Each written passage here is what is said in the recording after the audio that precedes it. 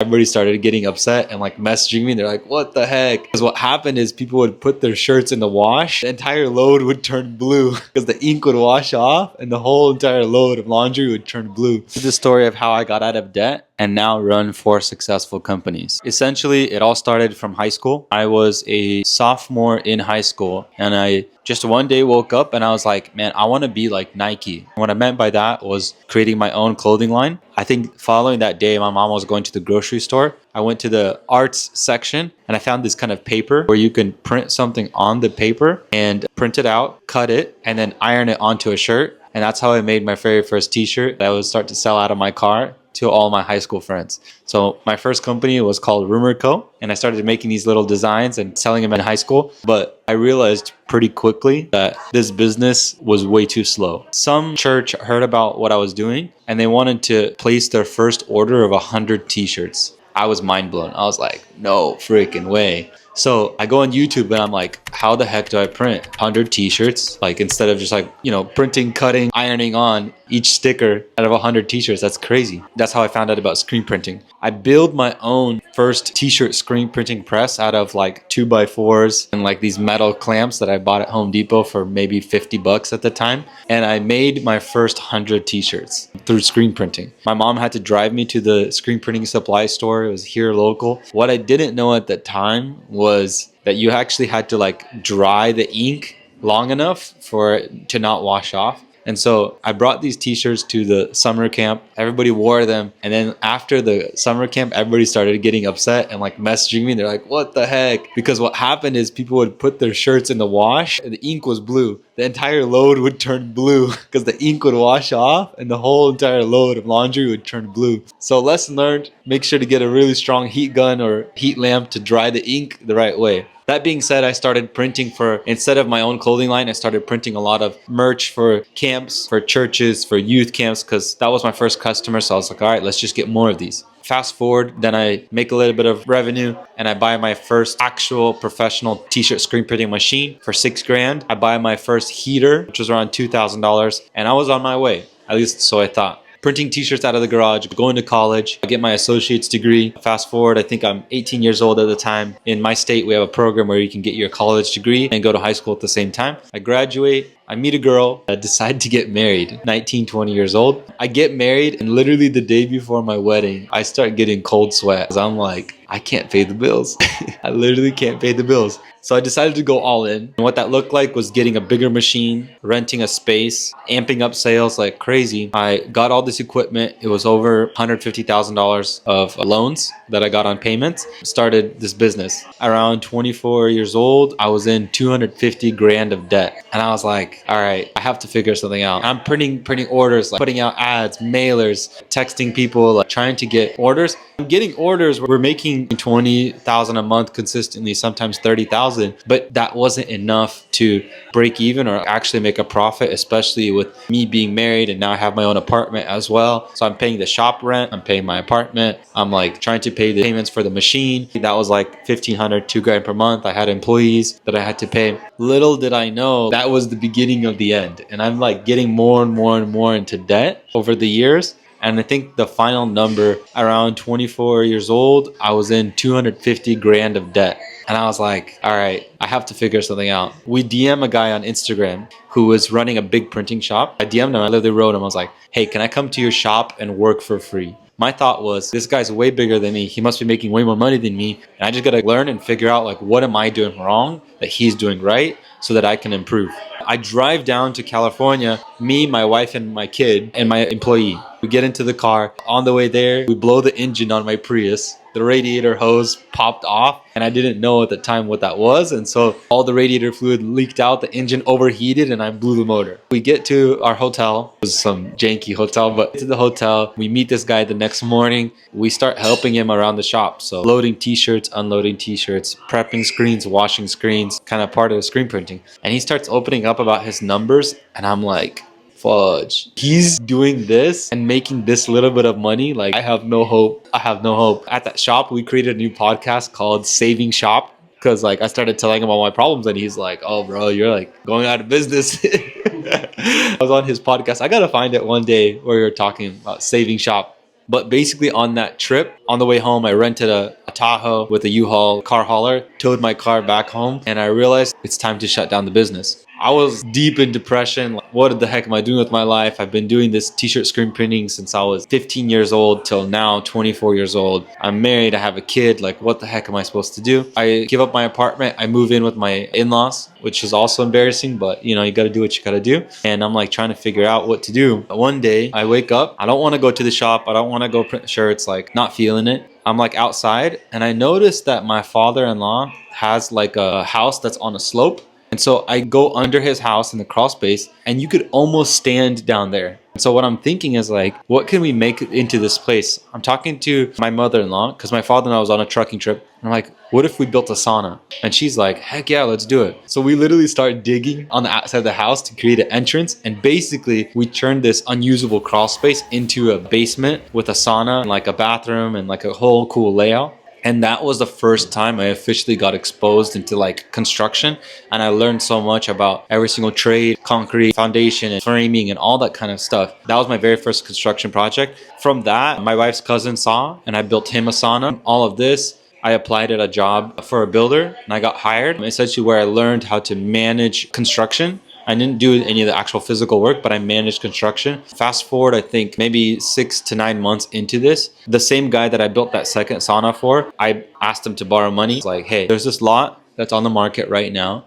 Bunch of builders building in this neighborhood. Like, I think we could totally make 100K together. I'll do all the work. You saw me build your sauna, work for this builder, and I was managing sometimes anywhere from 15 to 25 different schedules in finishes and repair addendums and talking to homeowners and stuff like that. And I felt pretty confident enough to take the risk. And so he agreed. I'll do all the work. He brings all the money. I think at that time it was around $100,000, and we split the profit 50-50. We build that house. We'll make a little bit of money, not $100,000. I posted on Instagram, I built my first house, super cool. I get called into the office of the builder I was working for. Basically, they printed out a picture of the Instagram post that I did. They slid it across the table, and they're like, what is this? I'm like, naive little guy. Oh, it's just a house I built. Like, this is pretty cool. Like, decided to do it on the side. They're like, yeah, you're on probation. Go home. We'll give you an answer in like 2 to 3 days on what we decide to do. This is against our policy, and this is a conflict of interest. Hey, like, these guys are serious. Like, thinking back to that day, I think it's so funny because when I got hired, they gave me this massive employee handbook. They set it on my desk and they're like, hey, read this. I'll be back when you're done with it. You can move on to the next part of training. That lady literally made a lap around the office, walked around. She like looked over her shoulder and she's like, are you finished? I'm like, yeah. Massive book. So I never knew the rules. Whoever's listening, like, I got fired for the wrong reasons, but whatever. So I get fired. Next morning, I get a FedEx envelope. You've been terminated. In this process, I bought my first house. I had a W-2 income. It was decent. I bought my first house, which was good. Now I have a mortgage to pay. Now I live on my own. I'm working for this builder. I get fired. What the heck do I do? So I go and I start looking for deals. We didn't make what we thought we were going to make. So investor wasn't super happy. We made money, right? But it's not what we thought. I had to ask other people for money. And I found my first duplex. I said the same thing. Hey, I'll build it. You bring the money, we'll split the profit. I've already done 2 basement remodels with saunas. I've built 1 house, I've sold it. I did the 15 to 20 houses at a time, managing repair addendums and basic stuff and construction. Now I'm like winging it. Time to go for this duplex.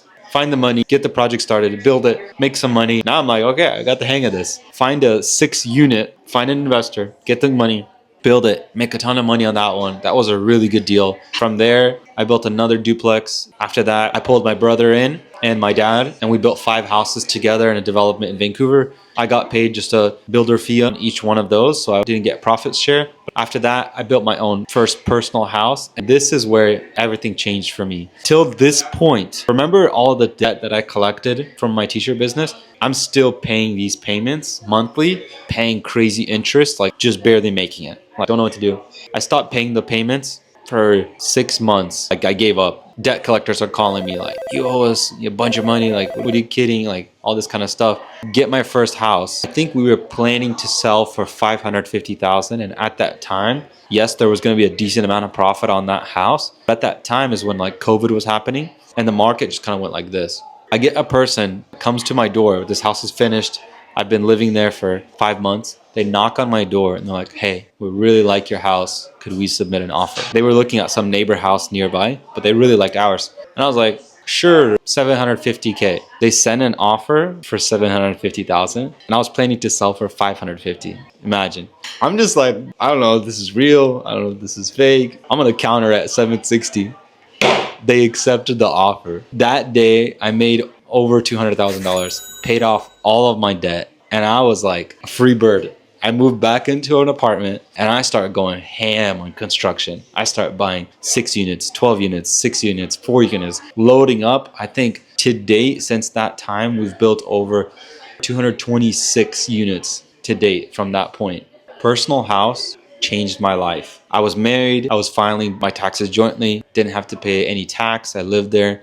If you live there more than 2 years, you don't have to pay tax. And so it's like fire. If you live there less than 2 years, you still have to pay some tax, just not as much. It depends on the time, capital gains. The point is like build a house, create that force equity, live there for 2 years, take that profit tax free, get yourself out of debt if that's where you're at today. It's the easiest way. Why it's the easiest way is because I had to put, I think, less than 5% down. I got a lot of that money back through construction, through budget, was able to get into this really nice brand new house, have tons of equity, and then sell it. So I had all of that equity. I went and got a HELOC against my house, got extra cash out, and now I can use that to grow business, to buy more properties, to make more investments. Just super cool. That's my story. Then I started learning a lot of hard lessons about scaling. Now I'm building a lot of real estate projects. Now I need a project manager to help me out. Cue in Joseph Antonoff. I answered prayer from God. I was like, God, I need help. Like, I'm drowning. I can't manage all these projects all at the same time. I think at that time I was doing a 6 unit. I was finishing up a 4 unit, starting at 18 unit,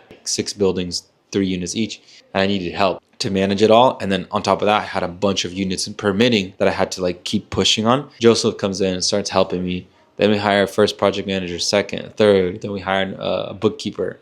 Honestly, just started going from there. But looking back, I think all the scaling was great, but it was tough. It was a lot of hard lessons learned. If I could recommend anything to anybody, I would say 100% build a new personal house every single 2 years. What I mean by that is build a house, move in it, live in it for a year, start finding your next lot, building your next house. When the 2 years comes up, you move out into your new house, you sell it, pay no tax. You can even keep it, rent it, whatever you want to do. And if you keep doing this every 2 years, let's just say you make 250 grand on each house. If you do it really smart and find the right deal and do the right thing, you're making, yeah, it's tough because you don't get a monthly paycheck, but you're getting a $125,000 paycheck every single year by building one house.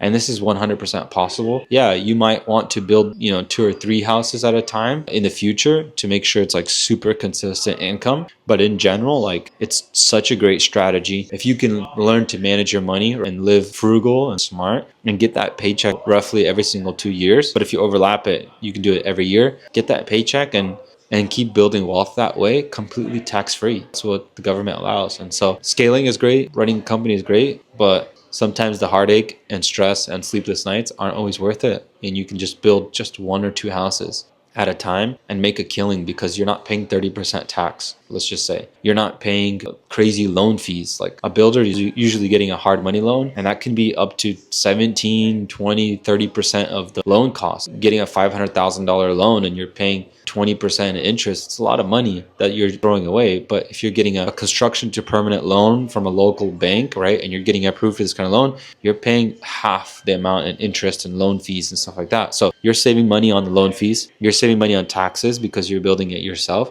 And on top of that, you're also creating force equity. A builder has to make profit, a realtor has to make profit. All of that margin that somebody else is typically getting when you're buying a house off the market, you're putting that in your pocket. You're like stacking 3 different ways of making money into your own personal house by doing it yourself. And honestly, it's not rocket science. I built one house while working a full-time job and it was easy. When I started scaling and building duplexes and fourplexes and sixplexes, yes, it got more tough. But building one personal house at a time while working a full-time job is 100% possible until you realize that this is way better. There's so much more freedom and you can build at least 2 or 3 houses at a time.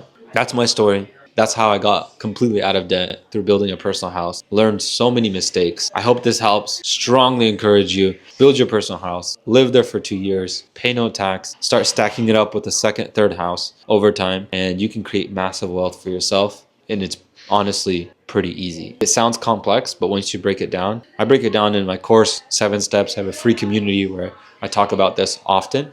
Join my free community. You'll learn a ton in there. We drop a ton of value, and you'll see how I've broken down this process into 7 very simple steps. Super excited to see you inside.